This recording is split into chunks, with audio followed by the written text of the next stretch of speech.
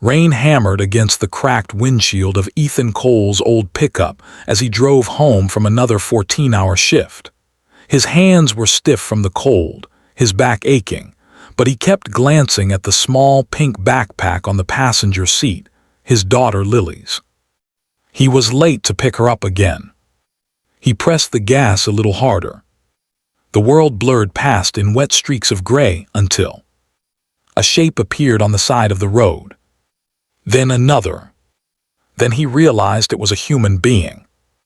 A woman stumbling, drenched, barely standing. Ethan's heart lurched. He pulled over so fast his tires skidded on the mud. The woman collapsed right as he reached her. Hey, can you hear me?" he asked, kneeling in the rain, lifting her head gently.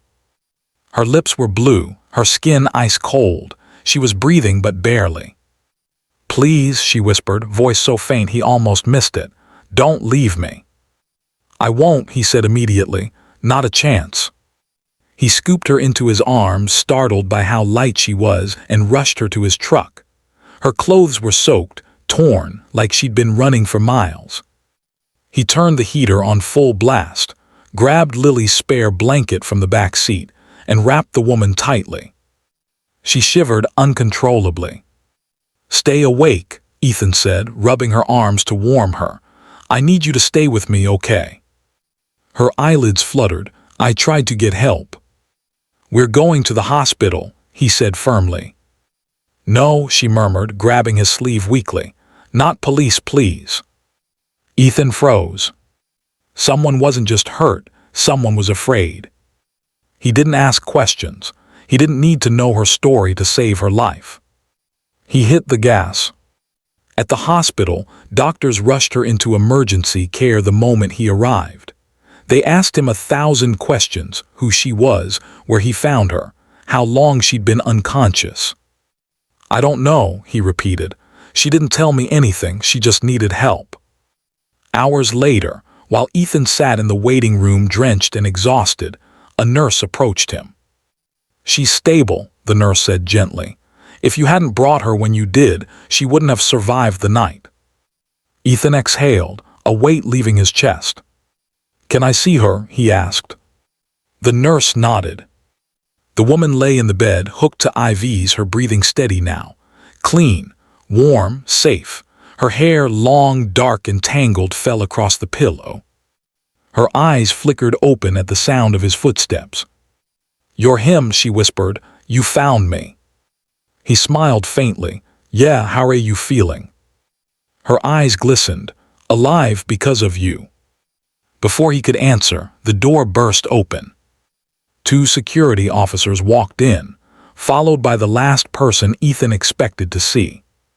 Ronald Grant, his CEO, the owner of the engineering company where Ethan had worked for 6 years.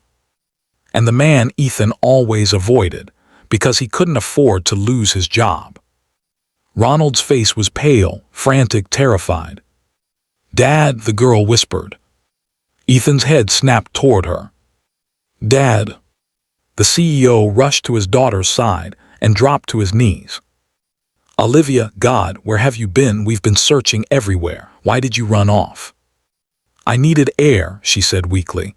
"Everything was too much. The bodyguards wouldn't let me be alone. I just wanted a walk." "And you nearly died," Ronald choked, hugging her carefully. Ethan froze in place, soaking wet, muddy, exhausted, feeling wildly out of place. Then Olivia looked at her father and pointed weakly at Ethan. "He saved my life." Ronald stood slowly, and the entire room turned toward the single dad who had nothing but an old truck, an old jacket, and a little girl waiting for him. "You," the CEO said, voice trembling, "are the man who brought her in." "Yes, sir," Ethan said quietly. "Anyone would have done the same." Ronald shook his head. "No, not anyone. You risked your life on a stormy road. You carried my daughter. You saved her." Ethan shifted awkwardly. "I'm just glad she's okay." Then Ronald said something Ethan never expected. "You're not coming to work tomorrow." Ethan's stomach dropped, fired, for being late, for leaving work early, for who knows what. But the CEO stepped closer, put a hand on Ethan's shoulder and said, "You're coming to pick up the keys to a new house, a better job, and a raise bigger than anything you've dreamed of, because men like you." His voice broke. "Are rare." Ethan blinked, stunned. "Sir, I didn't do this for money." "I know," Ronald said softly. "That's why I trust you with everything." Olivia smiled weakly from the bed. "You saved me," she whispered, "and now we'll make sure you never struggle alone again."